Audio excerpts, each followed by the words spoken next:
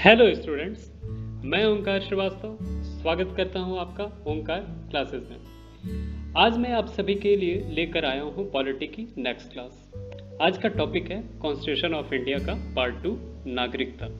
तो शुरू करते हैं आज की क्लास। संविधान के भाग 2 में आर्टिकल 5 से 11 तक नागरिकता के बारे में वर्णन किया गया है। भारतीय संविधान में केवल एकल नागरिकता, जो कि ब्रिटेन से लिया गया है, की व्यवस्था की गई है, यानी कि सिर्फ भारतीय नागरिकता।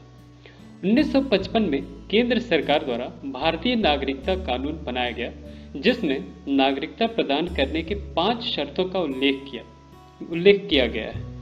पहला, जन्म के आधार पर। इसके बारे में हम डिटेल में जानेंगे। प्रत्येक व्यक्ति जिसका जन्म भारतीय संविधान लागू होने के दिन यानी 26 जनवरी 1950 को या उसके पश्चात भारत में हुआ हो, तब उसे जन्म के आधार पर भारतीय नागरिक कहेंगे। अब नेक्स्ट है वंश के आधार पर। यदि कोई व्यक्ति 26 जनवरी 1950 को या उसके बाद भारत के बाहर पैदा होता है तथा उसके जन्म के समय माता या पिता दोनों में से कोई एक या दोनों भारतीय हों, तो वह व्यक्ति वंश के आधार पर भारतीय कहलाएगा। तीसरा आता है पंजीकरण के आधार पर। यदि कोई व्यक्ति लगातार 7 वर्ष तक भारत में रह रहा है तथा भारत में बोली जाने वाली 22 भाषाओं में से कोई एक भाषा जानता है, तो वह व्यक्ति भारतीय नागरिक बनने के लिए आवेदन दे सकता है। अब इसके बाद नेक्स्ट है देशीकरण के द्वारा नागरिकता। यदि कोई विदेशी व्यक्ति 12 वर्षों से भारत सरकार की सेवा में है, तो उसके द्वारा भारत की नागरिकता की शपथ लेने पर उसे भारत की नागरिकता प्रदान की जा सकती है। नेक्स्ट आता है अर्जित भूभाग के आधार पर। तो इसके अंतर्गत क्या है, यदि किसी नए भूभाग को युद्ध, संधि या समझौते के आधार पर भारत में शामिल किया जाता है, तो उस क्षेत्र में रहने वाले व्यक्ति को स्वतः ही भारत की नागरिकता प्राप्त हो जाती है। अब इसके बाद बात आती है नागरिकता की समाप्ति की।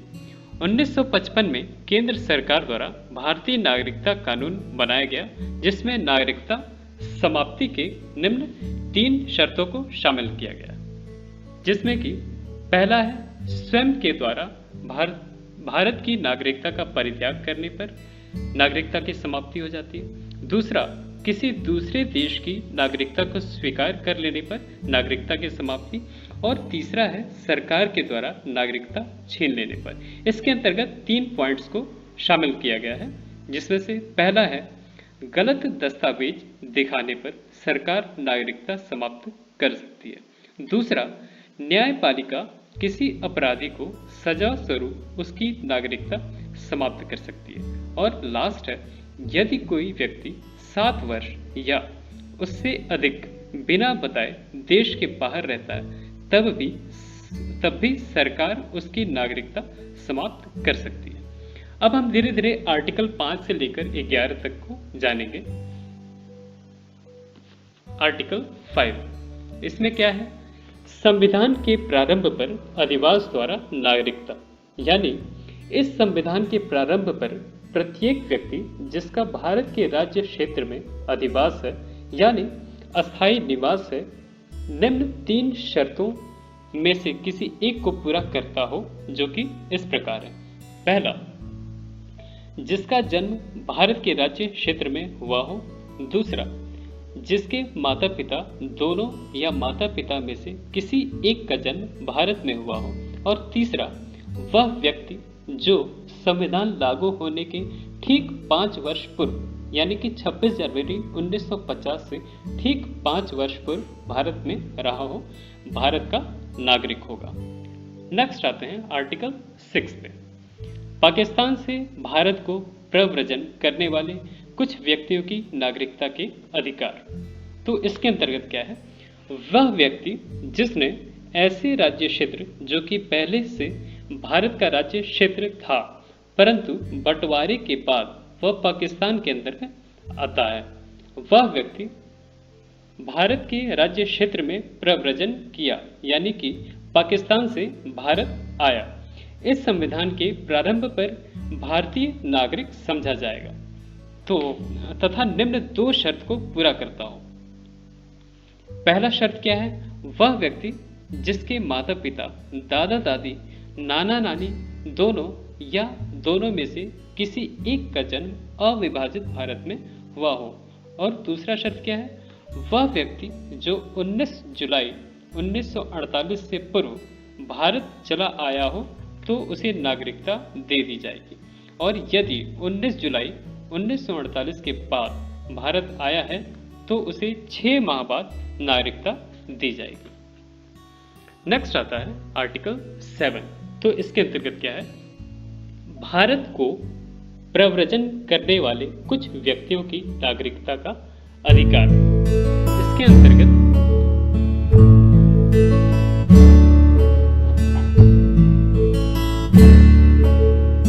सॉरी एक बार फिर इसको जान लेते हैं। आर्टिकल 7, पाकिस्तान को प्रव्रजन करने वाले कुछ व्यक्तियों की नागरिकता का अधिकार।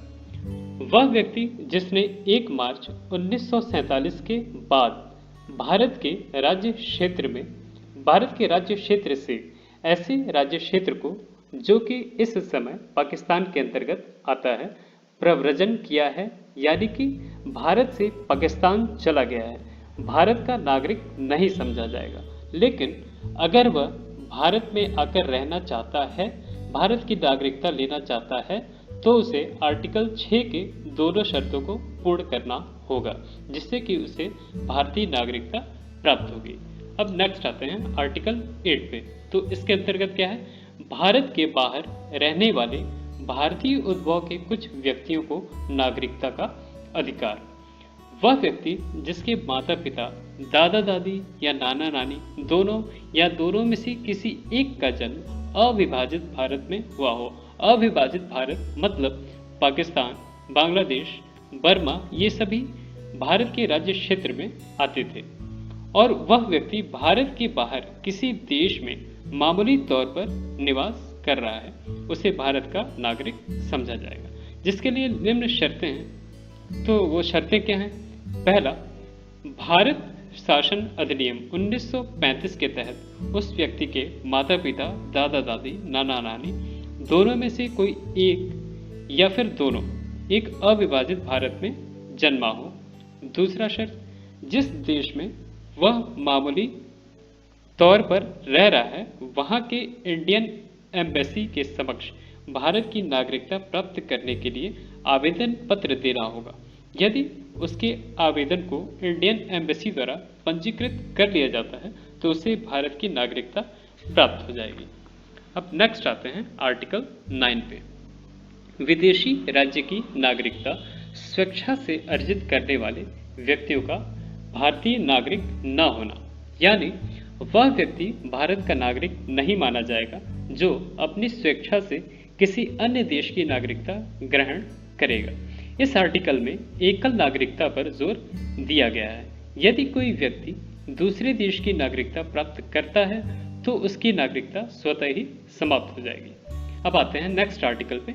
आर्टिकल 10, नागरिकता के अधिकारों का बना रहना, यानी प्रत्येक व्यक्ति जो भारत का नागरिक है या समझा जाता है, यदि संसद इस प्रकार के किसी विधान का निर्माण करे, संसद द्वारा बनाए गए नागरिकता कानून के अंतर्गत जो व्यक्ति पहले से ही भारतीय नागरिक है वह व्यक्ति भारत का नागरिक बना रहेगा। अब आते हैं नेक्स्ट आर्टिकल और लास्ट आर्टिकल 11 पे। संसद द्वारा नागरिकता के अधिकार का विधि द्वारा विनियमन किया जाना, यानी संसद को यह अधिकार है कि वह नागरिकता के अर्जन और समाप्ति के साथ नागरिकता से संबंधित अन्य सभी विषयों के संबंध में विधि या कानून बना सकती है। तो थैंक यू, आज के लिए बस इतना ही। अगर आपको हमारा वीडियो, हमारे कंटेंट अच्छे लग रहे हो तो प्लीज़ लाइक करें, शेयर करें, सब्सक्राइब करें।